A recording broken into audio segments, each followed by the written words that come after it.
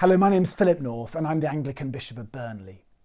These past few months have been really hard ones for our country, haven't they, as we've lived with this pandemic. Over 100,000 people have died of it. Many have lived with anxiety and fear because of the sickness stalking our land.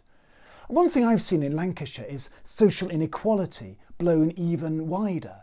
So many people have lost jobs or drifted into debt or become dependent on food banks. Difficult, tough days.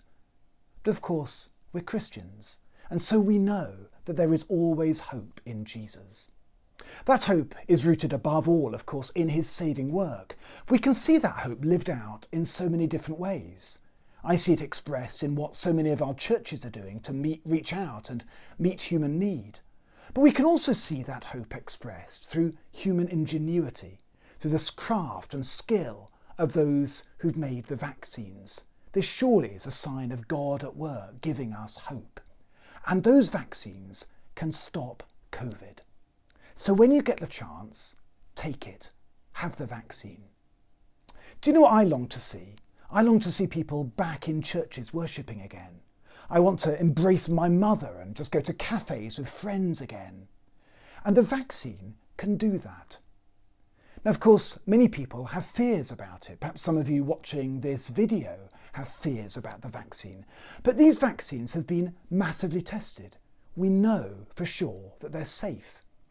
So if you're fearful of the vaccine, don't just say no. Don't just ignore the summons. Instead, talk to somebody. Talk to a healthcare professional or a GP or a pharmacist. And the same with your friends and family. If they're nervous, get them to talk to somebody who can reassure. I think it's really good at times like this to remember two things about Jesus. First of all, Jesus was a healer. He reached out to touch and heal with his hands. That's why, over 2 millennia, the churches have had such a ministry of healing.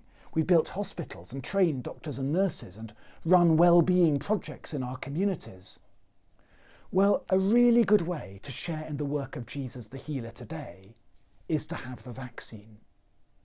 Then secondly, Jesus gave his life as a gift. He gave it up upon the cross.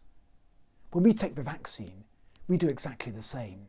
We don't receive it just for ourselves. We receive the vaccine also for others, so that our country and our world can be a safer place.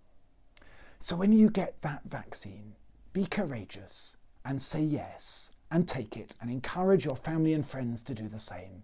In that way, let's protect ourselves, let's protect others, let's protect our world, and let's fill the world with hope.